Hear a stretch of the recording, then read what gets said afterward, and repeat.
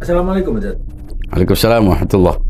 Dia saya lihat persoalan nasab yang dianggap sebagai penelitian ilmiah ini ternyata terus bergulir, tidak lagi membahas soal nasabnya, Ustaz, tapi tuduhan-tuduhan lain soal Mbak Alawi bersekutu dengan Belanda dan macam-macam. Pandangan Anda terkait hal ini seperti apa? Bismillahirrahmanirrahim. Sebetulnya kita ini sudah sering membicarakan masalah ini, tapi entah bagaimana di media sosial itu berkembang dan tentu tidak semuanya negatif, tapi ada beberapa komen-komen yang kayaknya dari kelompok yang sama, pendukung yang sama, berada di berbagai macam konten yang isinya juga sama. Memang benar dari sebuah hipotesa yang disebut dengan penelitian ilmiah yang ternyata itu adalah adopsi pengulangan dari sebuah hipotesa yang sudah pernah dilontarkan dan sudah dijawab dan seterusnya dan seterusnya. Dari sini kita tahu bahwa persoalannya sebetulnya bukan persoalan penelitian ilmiah, bukan persoalan mempertanyakan nasab dengan bandingan kitab tertentu yang dianggap sebagai sumber otentik, yang paling otentik, yang bisa diandalkan karena sezaman dan seterusnya, dan sudah ada jawaban-jawaban yang saya kira sudah cukup dan kita semestinya tidak perlu lagi membahas tentang itu. Lagi pula orang semestinya tidak menganggap itu sebagai persoalan kalau memang tidak mengharapkan sesuatu di balik nasab itu, baik bagi yang mengabsahkan, yang mengakui maupun yang tidak mengakui. Ia bukanlah sesuatu yang otomatis memberikan hak istimewa. Artinya mau sayyid, mau non sayyid, mau dzurriyah, non dzurriyah, dia tetap diperlakukan sama. Dan karena sama makhluk yang lemah, ia tidak punya keunggulan antara satu dengan lainnya kecuali berdasarkan nilai kemuliaan, ketakwaan, perjuangan, dan seterusnya yang sebetulnya itu bisa dipahami tanpa perlu jadi pandai soal itu. Tapi rupanya memang persoalannya bukan nasab, persoalannya bukan penelitian ilmiah, tapi ada kekecewaan, ada kemarahan, ada kejengkelan, kekesalan, dan seterusnya yang memang faktual itu terkait dengan individu-individu tertentu, oknum-oknum atau lembaga tertentu yang mungkin tidak berkomunikasi dengan baik, tidak bersikap baik, yang kemudian akibat dari kekesalan itu muncullah narasi-narasi yang kita tidak pernah bayangkan itu terlontar oleh orang-orang yang dianggap sebagai agamawan, ulama. Saya secara pribadi tidak pernah tertarik dengan tema ini karena memang saya tidak pernah menggunakannya, tidak menikmatinya. Saya cukup bangga dengan apa yang sudah saya raih dengan segala kekurangannya. Pendidikan saya, kiprah sosial saya. Nah, berangkat dari keprihatinan bahwa saya tidak ingin mendapatkan vonis yang negatif. Juga orang-orang yang seperti saya yang tidak juga memanfaatkan, mengkapitalisasi, membanggakannya, menghina orang lain, merendahkan orang lain. Dan begitu banyak orang yang seperti saya merasa terpanggil untuk membicarakan ini. Meskipun mulai bosan, tapi perlu dijawab. Karena kalau dibiarkan akan menjadi stigma dan berlaku sepanjang masa bagi generasi-generasi ke depan. Karena ada yang dirugikan. Karena kita mulai tidak benar-benar konsisten dengan konstitusi, dengan amanat undang-undang dasar, Pancasila, komitmen kita. Anggaplah ada 1-2 orang penjahat, ada pengkhianat dan ada patriotik. Dan itu terjadi bukan hanya di kalangan habaib, bukan hanya di kalangan Alawi, di kalangan orang-orang yang disebut dengan pribumi Jawa, Madura, Batak, Sunda, Melayu juga ada. Kita tahu pernah ada Kenil, tentara-tentara yang sekarang sebagian jadi jenderal, pahlawan nasional, berasal dari tentara yang dibentuk oleh penjajah Belanda. Apakah itu juga bisa dianggap sebagai antek dan bekerja sama dengan Belanda?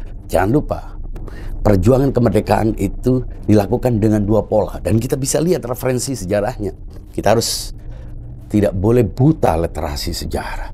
Kita jangan hanya terbawa oleh narasi-narasi yang disampaikan oleh orang-orang yang mungkin memang punya kebencian, punya sakit hati. Tapi kita jangan sampai kehilangan kendali nalar untuk memahami persoalan ini. Saya sebutkan, ada 2 pola perjuangan melawan penjajah. Ada dua strategi untuk meraih kemerdekaan pada zaman penjajahan. Pertama adalah perjuangan konfrontatif, yang disebut juga dengan perjuangan radikal, yaitu perjuangan yang tidak menginginkan adanya kompromi, kerjasama, perundingan, dan seterusnya. Tapi ada pula para pejuang yang menganut perjuangan korporatif.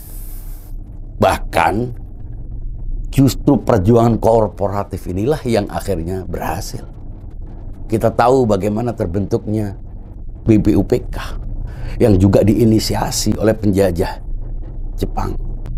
Para pejuang kita tahu disekolahkan, bahkan mengenyam pendidikan modern di era penjajahan. Pejuang-pejuang kita seperti Bung Hatta, Agus Salim, Ki Hajar Dewantoro, Bung Karno itu dianggap sebagai para pejuang yang menganut perjuangan korporatif. Ada perundingan-perundingan, ada organisasi-organisasi keulamaan yang diinisiasi oleh Jepang, yang kemudian lahirlah dari situ Masyumi, lahirlah perjuangan-perjuangan untuk mempertahankan Indonesia, untuk memperjuangkan kemerdekaan Republik Indonesia.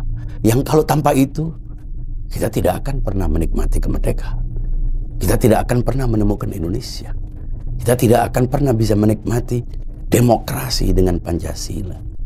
Nah, ini kita perlu melihatnya dengan jernih, tanpa berusaha untuk membedaki, tanpa berusaha untuk menampilkan yang pengkhianat sebagai patriotik atau yang patriotik sebagai pengkhianat. Fakta sejarah memang selalu ada pengkhianat, ada pejuang yang sejati. Tapi itu tidak khas pada satu kelompok, tidak khas pada satu suku, tidak khas pada satu agama, tidak khas hanya pada satu keyakinan. Siapapun bisa melakukan pengkhianatan. Kenil, bahkan ada pejuang-pejuang, mantan pejuang Kenil yang enggan untuk bergabung dengan Tentara Nasional Indonesia.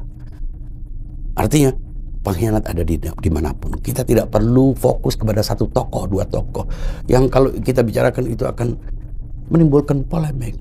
Tapi alangkah baiknya bila kita tahu organisasi-organisasi yang terbentuk pada masa penjajahan Belanda maupun Jepang itu adalah organisasi-organisasi yang secara administratif diakui oleh penjajah.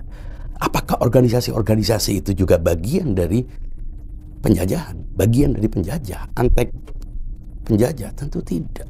Kita harus objektif, tanpa harus berusaha untuk menutupi apa yang sedang terjadi. Saya menyampaikan ini, Mas Bill, tujuannya agar kita adil, agar kita fair, agar kita objektif, agar kita tidak kehilangan kendali dalam menilai, dan agar kita tidak menimpakan vonis kepada orang-orang yang tidak terlibat. Anggaplah sebagian pejuang, sebagian orang-orang yang berlalu itu adalah pengkhianat. Siapa tahu. Tapi apakah mereka juga harus, yang lahir dari mereka juga dianggap sebagai pengkhianat? Sebagaimana kita tahu banyak pejuang-pejuang banyak pemberontakan-pemberontakan, banyak pelaku-pelaku dalam pemberontakan Permesta, PRRI, PKI.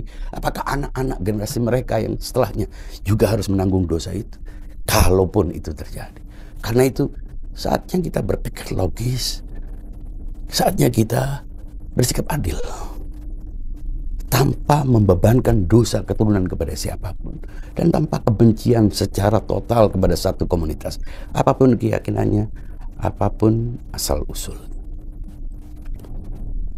Anehnya orang-orang yang berbicara tentang pribumi non pribumi ini selalu membawa nama NKRI. Apakah benar memperjuangkan NKRI dengan membawa narasi pribumi dan non pribumi, imigran dan non imigran, penjahat, pengkhianat, antek Belanda? Saya kira kalau kita benar-benar berbicara tentang mempertahankan NKRI, mempertahankan Pancasila, anti radikalisme, menentang intoleransi, maka kita harus mengekspresikan itu.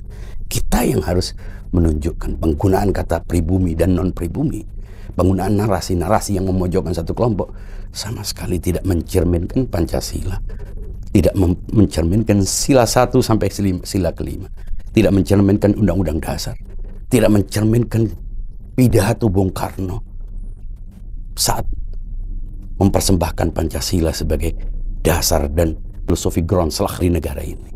Karena itu, siapapun Anda, selama Anda hidup di sini, Anda berada di sini menggunakan bahasa Indonesia sebagai bahasa ibu, bangga sebagai bangsa Indonesia, berjuang, punya kontribusi, punya kepedulian, dan mengisi lini-lini penting di tengah masyarakat untuk berkontribusi dengan semangat gotong royong, maka kita tidak boleh melihat orang berdasarkan asal-usulnya.